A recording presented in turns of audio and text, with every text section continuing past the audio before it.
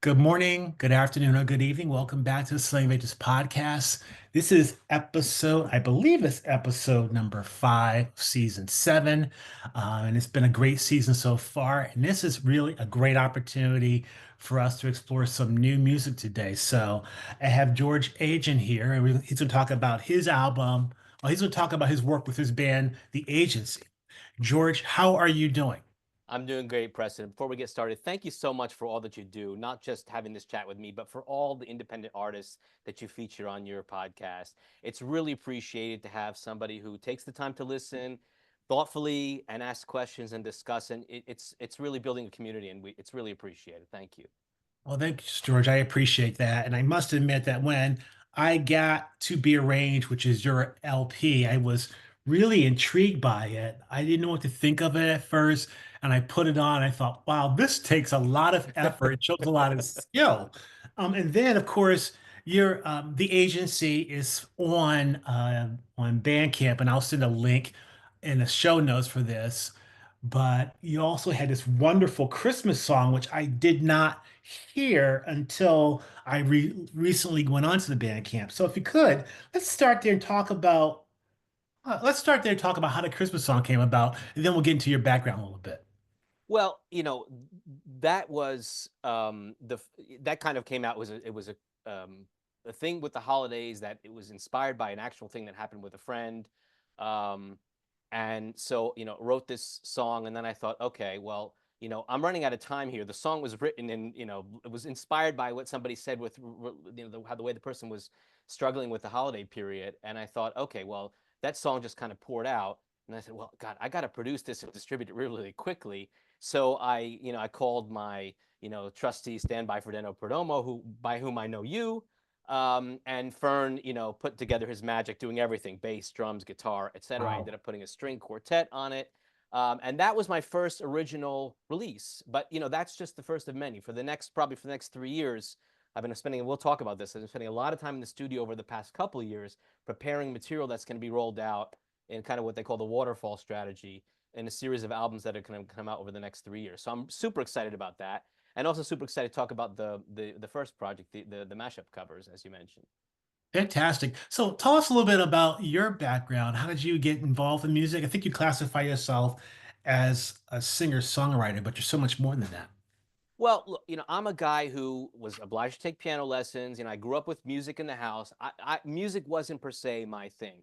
But, I took piano lessons. I never practiced enough, but I learned enough in the music theory to know what chords go with what chords. And then when you get older, you start developing your own taste in music, and you start going to the piano to figure out, I wonder how that you play that song. And I went to college, got myself a guitar, taught myself to play very badly, very bad technique, but I started writing. And so, like a lot of people, when this pandemic happened and suddenly we're locked up at home, it was a musical awakening for me, because suddenly I'm like, well, I've got all this time, and I'm going back to demos that I had made 25 years ago and Oh, saying, wow. okay, some of this stuff is cringy. I'm not, I can't even listen to it. Others, like, you know what? I would write that song today.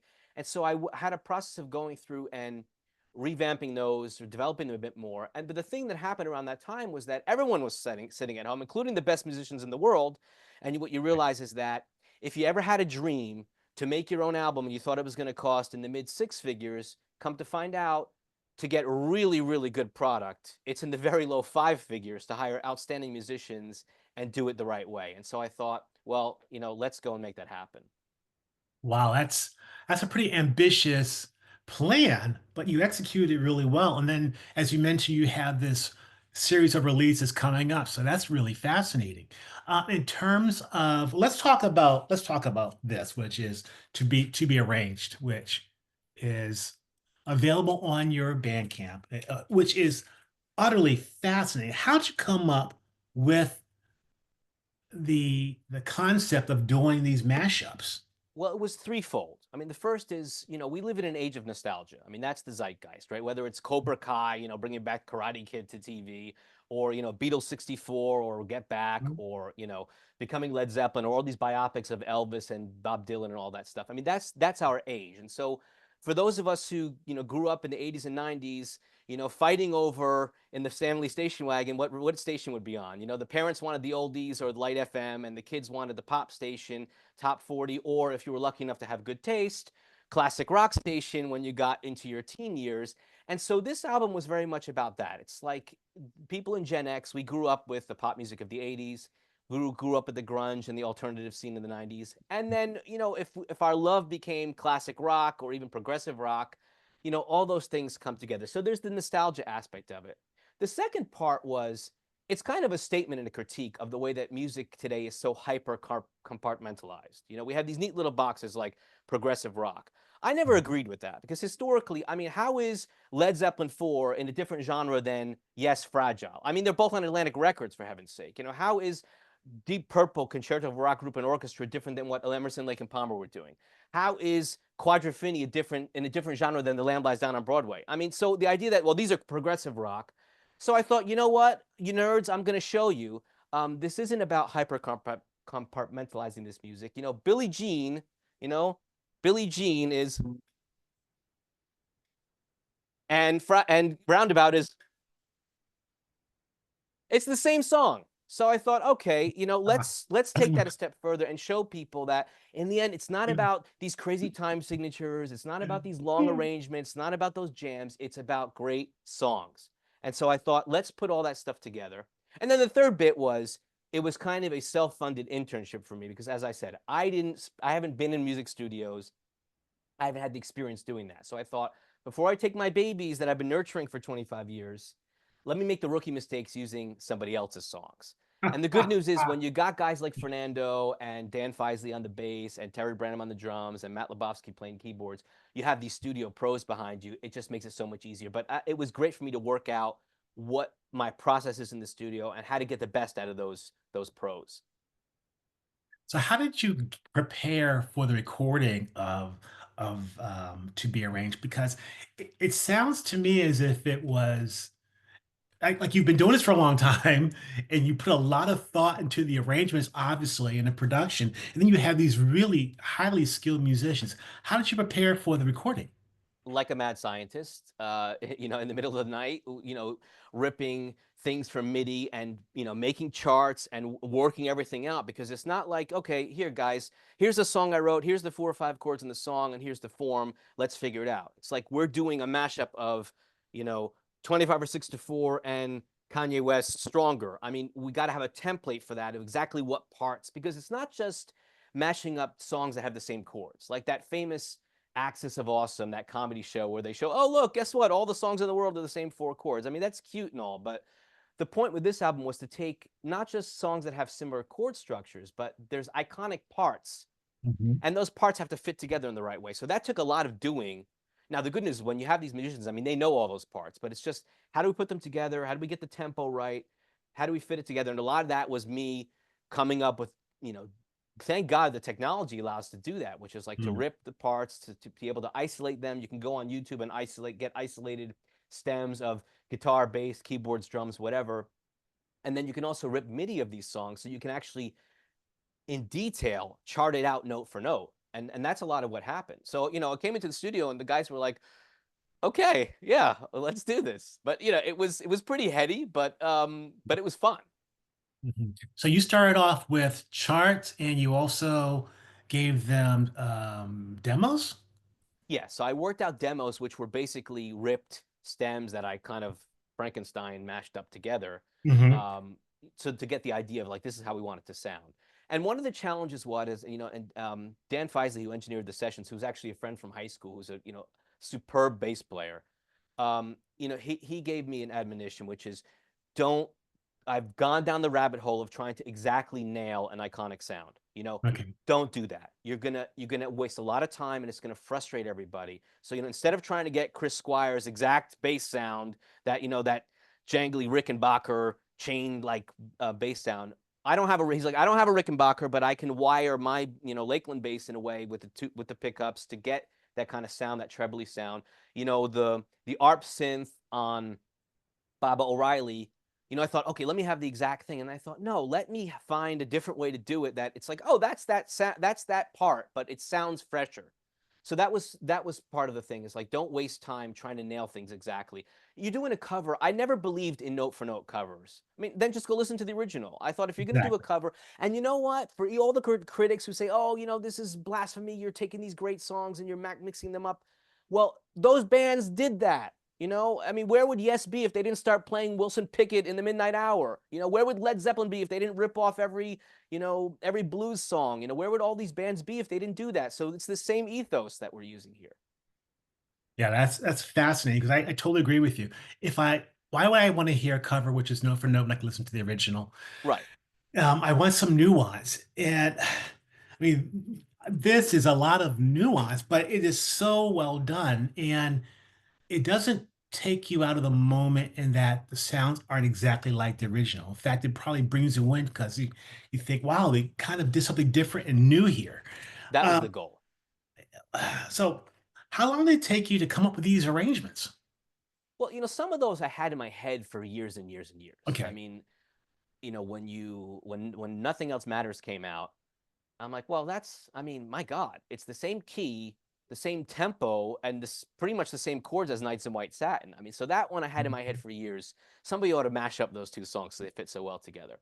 And then there was this live version of Daft Punk, Harder, Better, Faster, Stronger, which that descending chord progression is the same thing, exactly the same as 25 or 64 by Chicago. When it would come on the radio, I would sing along the Chicago tune to it. So like Ah. that one I had in my mind. So some of these, I had in my head for a long time. And originally, this wasn't supposed to be just a mashup album. It was supposed to be a group of just innovative covers. But then as time went on, I thought, all right, let me just do mash. Let me make it a thing. Make it just Mhm. about mashups. And then some of them came in later when I would, because then my ear was like, okay, I need to find things I can mash up together. So like the King Crimson Taylor Swift thing that came in later. Um, the one that you noticed, which was interesting that you thought it was a Styx song, which was actually Led Zeppelin, "Babe, I'm Gonna Leave You," mashed up with Glenn Fry, "You Belong to the City," just because there's that Andalusian thing, the in both songs. And I heard that. I said, well, they're both in a minor key. Let's just put that together. So it just was a lot of brainstorming and figuring out what worked. And then into the studio we went with the charts and the parts, and we made it work. Yeah. So, in terms of the recording process, you talked about working with Dan. Is it Fizel? Dan Feisley. Fizey, and he also played the bass, wonderful bass Yeah. part on this album as well. How did you record it?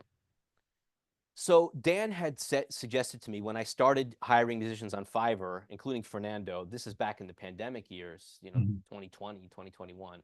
He said, listen, it's what you're getting, because I sent him some of the things that I had been doing. He said, what the value for money you're getting is pretty good. But if you're willing to go just a little bit more, you can I'll book you a really good studio out here. I'll play bass and work the board, and I'll bring you a drummer so that you do the rhythm section together. Yeah. And if you're going to Mhm. book 2 days, it makes it worth the time for a drummer to come in, set up his drums, because that's going to take a couple hours. Mhm. If you're going to do 2 days of tracking, you can do an album's worth of tracks there, and then he has time to break down and set up, and you pay the guy for 2 days, and you basically can do a whole album. So we did basically the rhythm section at a beautiful studio in Berkeley, California called Opus. Okay. And then I went down to Fernando with the rhythm tracks, and then out of his studio, we put together, all the magic of his guitar parts. And of course, he plays the mellotron. He does, as he said on your interview with him, I offer like a one-stop shop of everything. I mean, he's on some of the tracks, not on this album, but on some other things, like he's played the drums, like you mentioned on the Christmas song. I mean, it just when you have these skilled musicians, it just for somebody who's a singer songwriter who I can't play those parts. I can come up with the parts, but I can't play them to satisfaction. I don't have the technical skill, and I don't want to invest the time to try to nail it right when I can just pay someone who can do it the right way. And so that's Right. the approach I took. I have the arrangements. I'm hiring good people, and what you learn is that there was a really good interview with Bradley Cooper where he talked about playing Leonard Bernstein in the movie. And there's a scene in there where Bradley Cooper conducts the London Symphony Orchestra as Leonard Bernstein. And he says, an orchestra is a bit like, a great stallion. It's a powerful beast, but it wants to be led. But if you don't know how to lead it the right way, it'll kill you. And going into the studio, and John Bonamassa has talked about this as well. When you go in there and you're not prepped with these session guys, they will smell the feeler all over you, and it won't go well. So when you come in, having done all the mad scientist work, and say, okay, here's where we're going. This is the mashup. And a drummer like Terry Branham, who I know through Dan. I mean, Terry is basically the modern drummer transcription guru. So he's done transcriptions for like every drummer out there. So he was the Really? perfect fit for a covers album like this because he knows those parts, so perfectly and really nailed them. So that was terrific. And to have it mic'd up the right way in a big enough room for drums Mhm. to do proper rock drums. That was really good. And that was a confidence builder. Again, somebody who hadn't been in the studio before, say, hey, look, I put in the work. I know this is going to be a good product, but I want you guys to deliver it for me. And they did. And I'm so happy with the result. Yeah, I mean, having a live rhythm section is just wonderful, and Yeah. the feel sounds it's all there. And then you mean 2 days. That's amazing. Pretty amazing how way it sounds. Thank you. Thank you. So, it was part of the worry was when you do demos at home, you probably have experience with this. They never quite sound the way you want them to sound. And so you have this idea that mixing is going to be the solution to all your problems and mixing is going to make you. And so I went in there with fear saying, well, what if I do all this the right way and then it comes back and I'm still not happy with it? And I'm pleased to say that Dan was like, "Don't worry, George.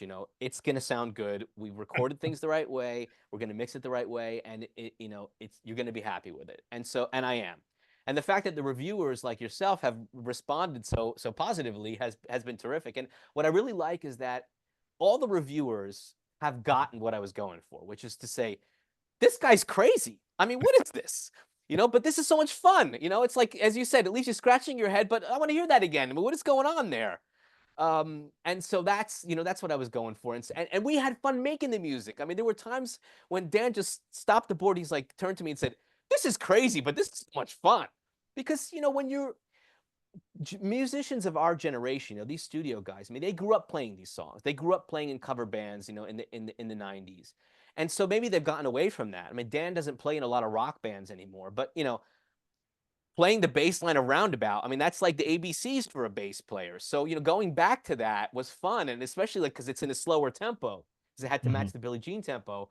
And when they were playing it, they're like, this is weird. I haven't played this in like a long time, but it's weird to play it because it's muscle memory, right? You go back to it. Right. It's like, but it's weird because it's slower, which was cool.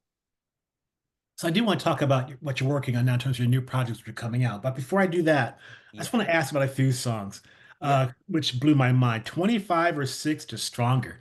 Right. Wow. I mean, how did Well, it? like I said, I heard that it's that same chord progression, and and then the Kanye the rap version of it, and I thought, Right. okay, well, 24 for 6 to 4 is somehow about well, it's kind of about a guy up in the middle of the night trying to write a song. I thought, all right, let me make that about insomnia in general. Somebody who's trying to go to sleep but can't, and it's like stronger. I'm going to be stronger to try to fall asleep.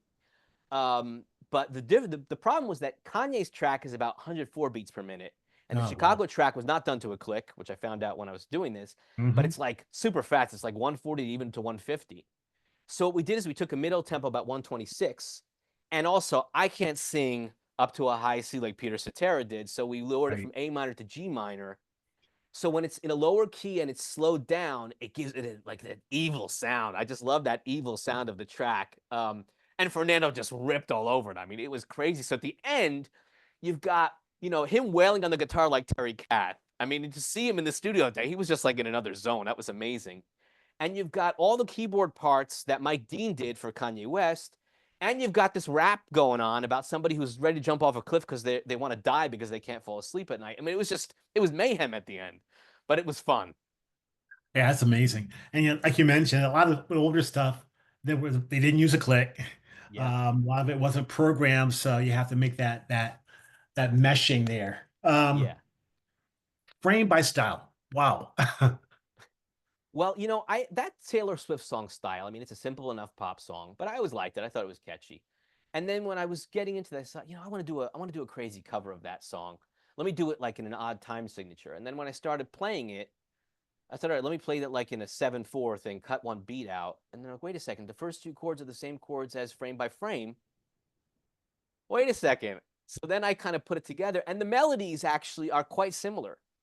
So again, this is like, sorry nerds, but King Crimson was great, not because of all their crazy, all that phased guitar in the song. It's just a great song. You know, even if you just play it on the acoustic guitar, it's a great song.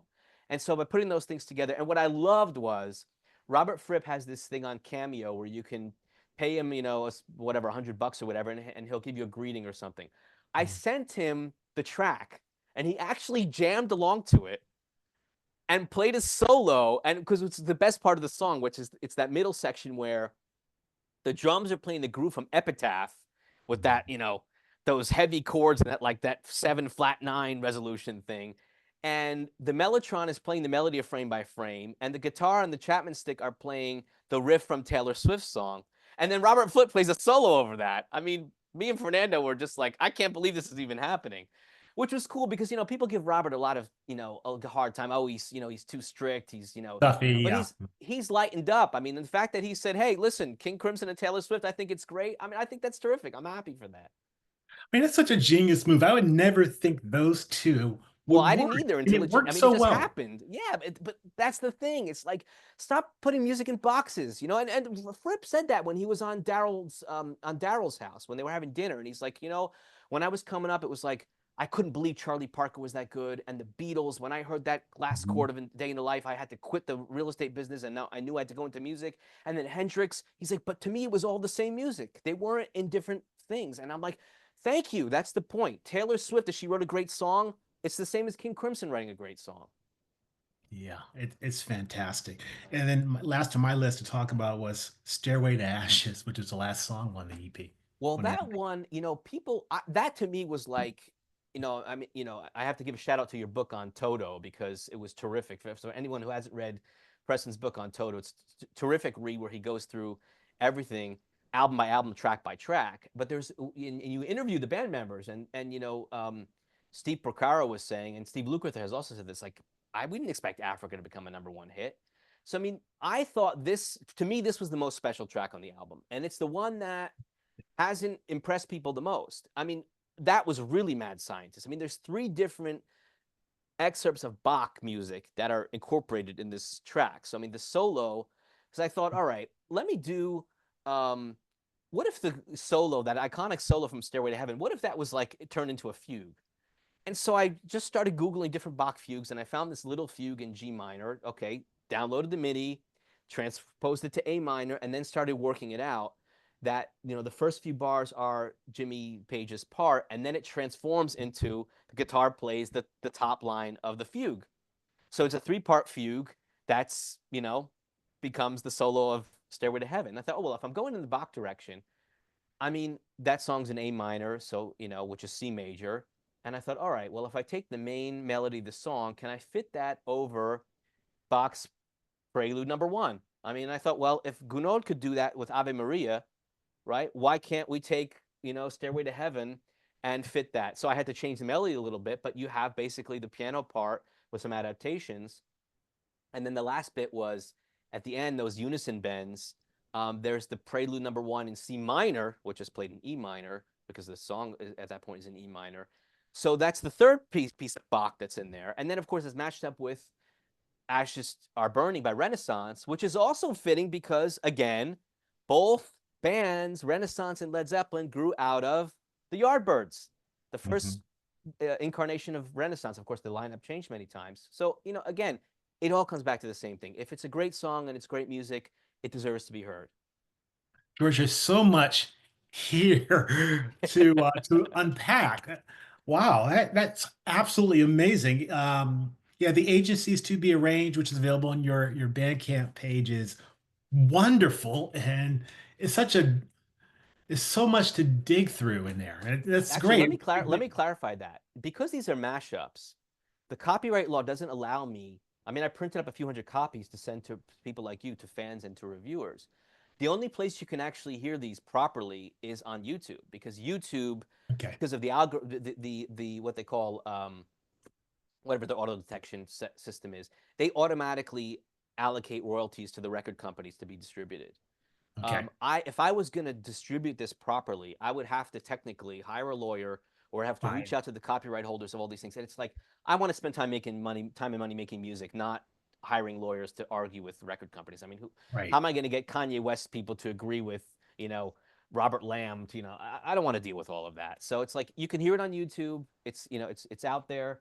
And there it is. But from now on, we're going to do proper music and regular covers that we can distribute properly. So let's talk about that then, because you mentioned you had some projects coming out in a succession. What's next?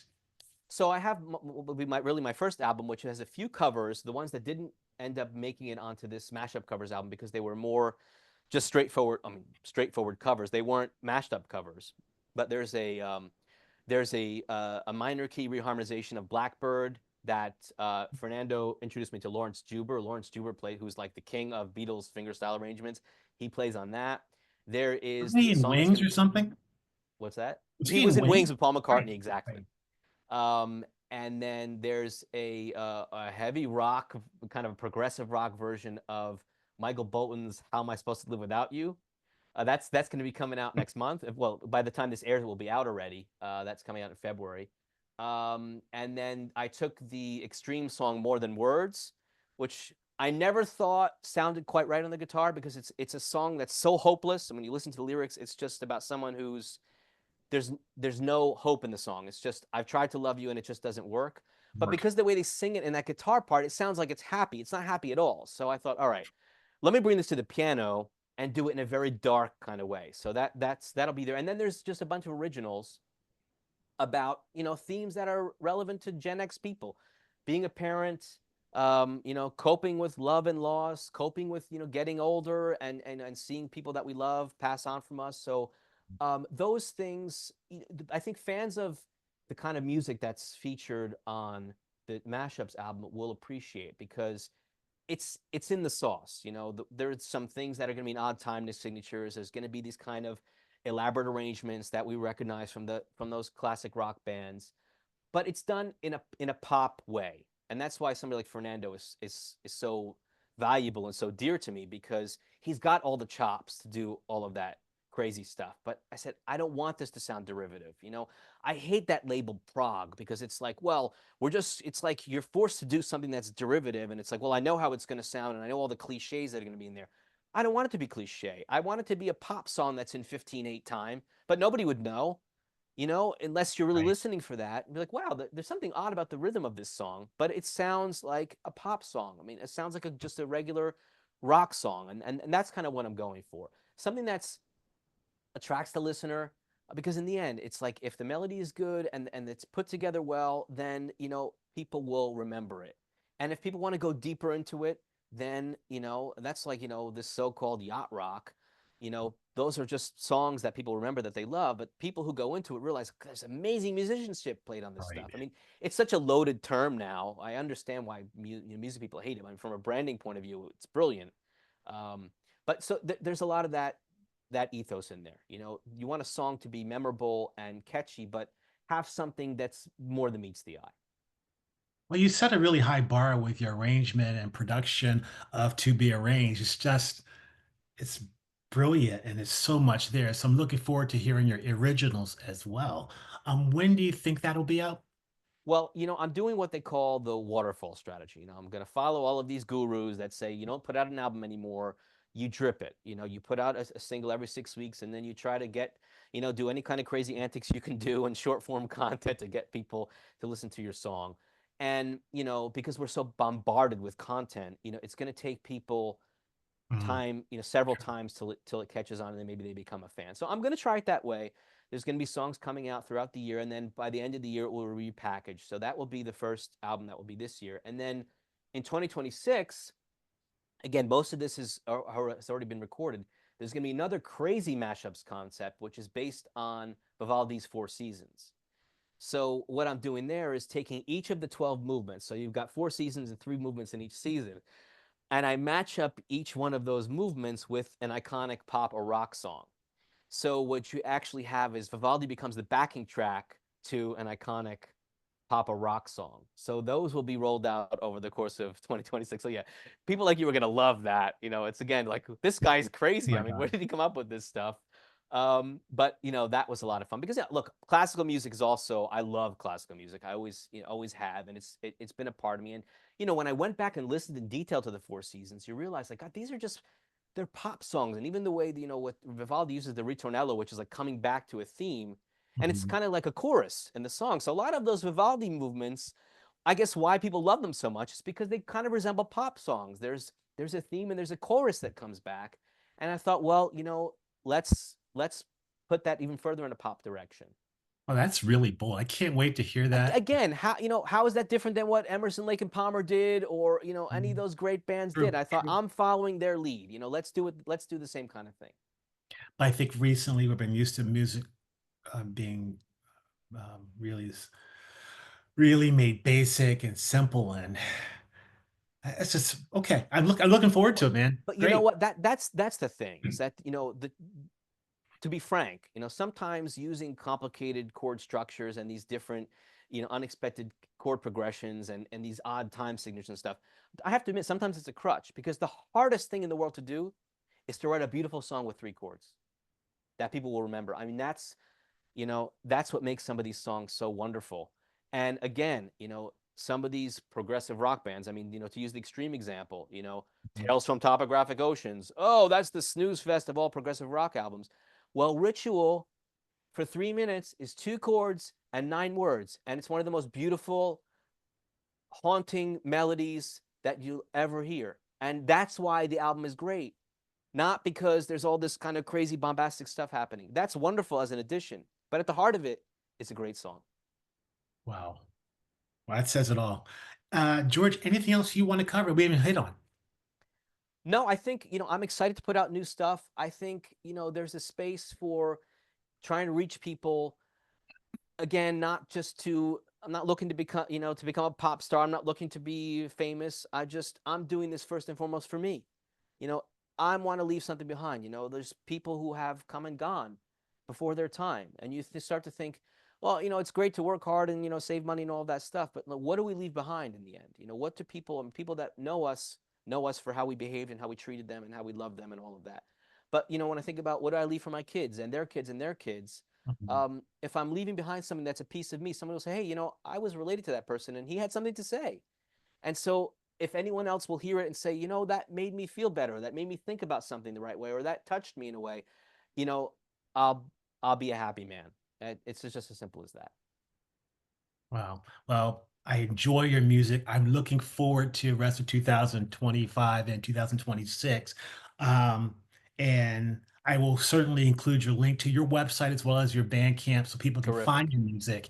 Um, It's George, so appreciated. Thank you for all that you do and building a community and I enjoyed your other interviews and I encourage everyone to go back and watch some of those because even as a singer-songwriter, you learn from listening to discussions like yours with other similar artists and what the trials and tribulations they had in the studio, how they put together their albums, and everybody does it differently, but mm, it's great to be part of a community where you can learn and talk about music. It's fun to talk. This is fun in the end, fun. Preston. That's It why we is. do it. It is. And it's always fun to discover something new and different, a different take. And the Yes. agency certainly offers that. So, George, Thank thank you you so very much. much. Great.